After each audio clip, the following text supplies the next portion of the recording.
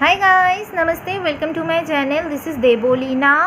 आज मैं कैंसर और पाइसेस राशि के लोगों के लिए लव रीडिंग करने वाली हूँ। मतलब अगर आप लोग कैंसर या कर्क राशि हो, किसी पाइसेस या मीन राशि के साथ डील कर रहे हो, या आप लोग पाइसेस या मीन राशि हो, किसी कैंसर या कर्क राशि के साथ डील कर रहे हो, तो ये रीडिंग आपके लिए है कि आप दोनों की रिलेशनशिप कैसे चल रहा है, आगे क्या हो सकता है। ओके, और ये सनशाइन मूनशाइन दोनों के लिए एप्लीकेबल होने वाला है और टाइमलेस रीडिंग है। जब भी इसे आप पहली बार देखोगे ये आपके लिए एप्लीकेबल होगा। और keep it mind, general reading होता है, जितना रेजोनेट होता है उतना लीजिए, बाकी जाने दीजिए। अगर 70% भी रेजोनेट करे तो ये रीडिंग आपके लिए है। अगर अच्छे से रेजोनेट करे आप इसे गाइडेंस के हिसाब से ले सकते हैं। ओके, अगर आप मेरे से पर्सनल रीडिंग चाहते हैं तो डिस्क्रिप्शन में ईमेल आईडी लिखा हुआ है, ईमेल के थ्रू आप मेरे से कांटेक्ट कर सकते हैं और ये पेड रीडिंग होता है। ओके, तो अब मैं स्टार्ट करती हूँ। हमारे पास टैरो में से है the hermit, the High Priestess reverse, 2 of Swords, Ace of Cups, 10 of Wands, the Sun, 7 of Cups, 8 of Cups, Queen of Swords, Oracle में से Rise and Shine, Retreat, Separation, Door to Personal Healing and Happiness. Okay.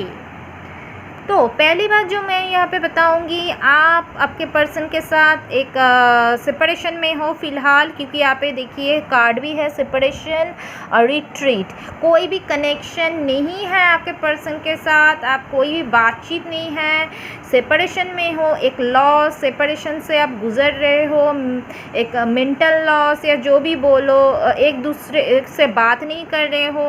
और हो सकता है आपके person का कोई भी फैमिली इश्यूज़ है या फैमिली रिस्पॉन्सिबिलिटी है उसके ऊपर, या मदर इशू है। अगर वो अनमैरिड है तो मदर इशू हो सकता है, या कोई कार्मिक बैगेज उसका है जिसकी वजह से प्रॉब्लम आ रहा है। या कुछ लोगों के लिए ऐसा भी हो सकता है किसी शादीशुदा पर्सन से आप डील कर रहे हो तो उसके फैमिली के साइड से प्रॉब्लम आ रहा है, वो किसी टॉक्सिक या कार्मिक सी रिलेशन में था, फंस चुका था, वहाँ पे वो मतलब उसका रिस्पॉन्सिबिलिटी या वो बैगेज वो अभी भी ख़त्म नहीं कर पाया, उस वजह से भी हो सकता है आप लोग प्रॉब्लम फेस कर रहे थे और सेपरेशन में हो। या आप खुद शादीशुदा हो सकते हैं, वो अनमैरिड हो सकते हैं, कुछ भी हो सकता है। इधर किसी का बच्चा भी है, ऐसा भी हो सकता है। अगर आप मैरिड से डील कर रहे हो या आप खुद मैरिड हो, या ऐसा भी हो सकता है कि कोई टोटली डिवोर्सी पर्सन के साथ भी डील कर सकते हो कि पूरी तरह से डिवोर्स हो चुका है।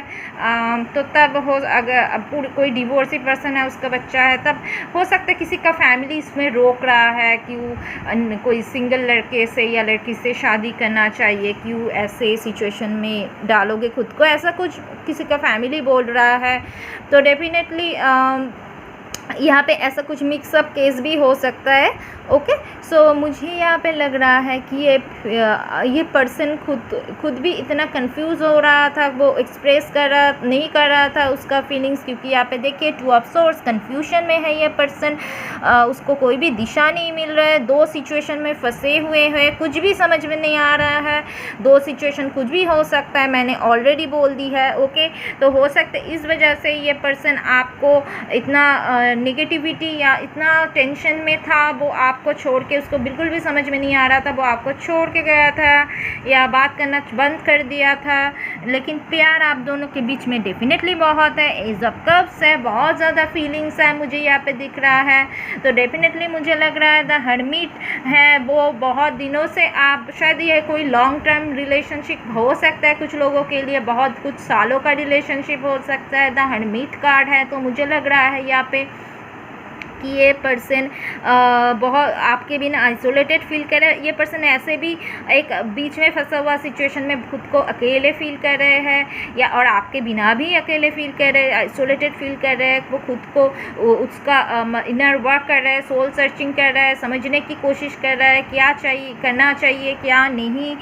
हो सकता है उसमें ज़्यादा टाइम लगा रहा है, लेकिन वो सोच रहा है डेफिनेटली। ओके, क्योंकि फीलिंग्स उसके दिल में है, जितना कि आपके दिल में है उसके दिल में भी है मुझे लग रहा है। अगर वो छोड़ के भी गया था लेकिन वो आपके बारे में डेफिनेटली सोच रहा है और उसके बिना आप भी बहुत ज़्यादा आइसोलेटेड फील कर रहे हो, लेकिन मुझे लग रहा है अगर वो खुद को कंट्रोल कर रहा था, वो खुल के नहीं बता रहा था, तो ज़्यादा दिन वो और ऐसे जो साइलेंट नहीं रहेगा। बहुत दिनों से शायद ये पर्सन साइलेंट है, आप दोनों के बीच में बातचीत नहीं चल रहा था, या जब लास्ट में बहुत ज़्यादा आप दोनों के बीच में प्रॉब्लम्स हो रहा था तब भी ये पर्सन खुल के नहीं बता रहा था, साइलेंट रहता था, खुल के एक्सप्रेस नहीं करता था। बहुत ज़्यादा कम हो सकता है कुछ लोगों के लिए पर्सन कम बातें बोलते हैं, साइलेंट है, वो समझने में उसको थोड़ा टाइम लग रहा है क्या करना चाहिए या क्या नहीं, लेकिन वो और ज़्यादा दिन साइलेंट नहीं रह पाएगा, खुद को एक्सप्रेस ज़रूर करेगा। आप इतना नेगेटिव थॉट्स में जी रहे हैं कि आप अपने इंट्यूशन को शायद फॉलो नहीं कर पा रहे, या सिक्स सेंस को आप सोच रहे हो क्या पता, कभी कभी होप खो बैठते हो, आप पूरी तरह से मूव ऑन नहीं हुए हो लेकिन होप खो बैठते हो, कभी कभी बहुत लो एनर्जी में चले जाते हो, कभी कभी बहुत हाई एनर्जी में चले जाते हो, ऐसा सिचुएशन होता है। लेकिन बहुत ज़्यादा नेगेटिव सोच में हो, ओके, बहुत ज़्यादा नेगेटिविटी में जी रहे हो, बहुत ज़्यादा स्ट्रेसफुल सिचुएशन मुझे यहाँ पे दिख रहा है, बहुत ज़्यादा स्ट्रेसफुल, ओके।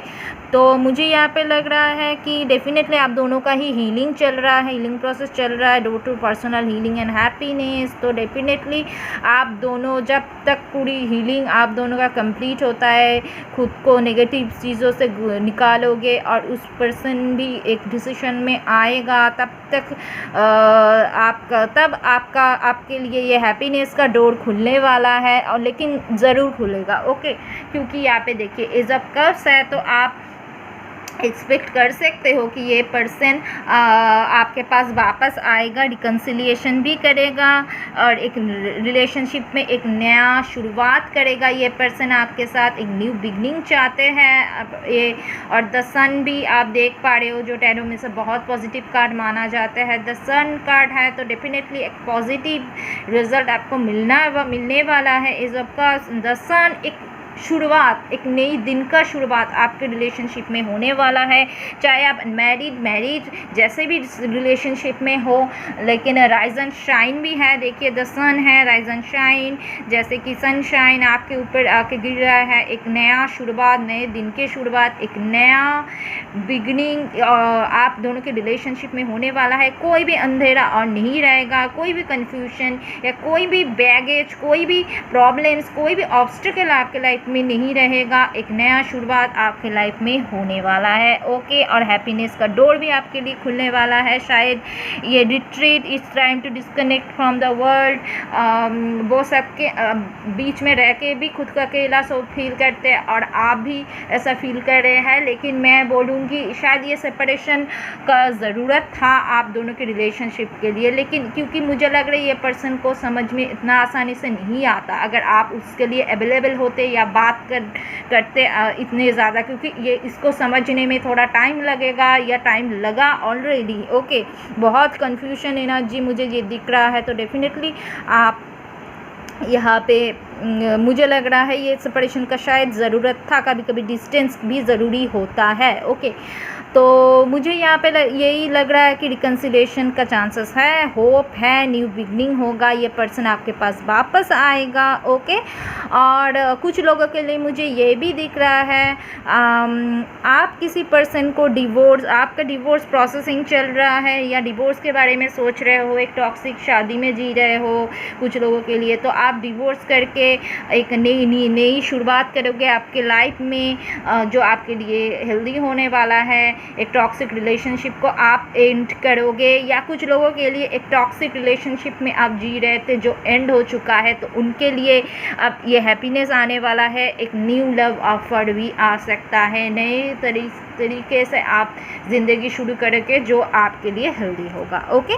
तो यही था आप लोगों के लिए रीडिंग कैंसर और स्पाइसेस राशि के लोगों के लिए, मतलब कैंसर और स्पाइसेस अगर एक साथ डील कर रहा है तो यही था आप लोगों के लिए एक जनरल लव रीडिंग। अगर आप लोगों से रेजोनेट करता है मुझे कमेंट सेक्शन में ज़रूर बताना, और मेरी चैनल को लाइक कमेंट शेयर और सब्सक्राइब करना बिल्कुल भी मत भूलना गाइस, ओके। सो अब मैं आप लोगों से मिलूँगी मेरी अगली रीडिंग पे, okay. So bye bye, see you guys.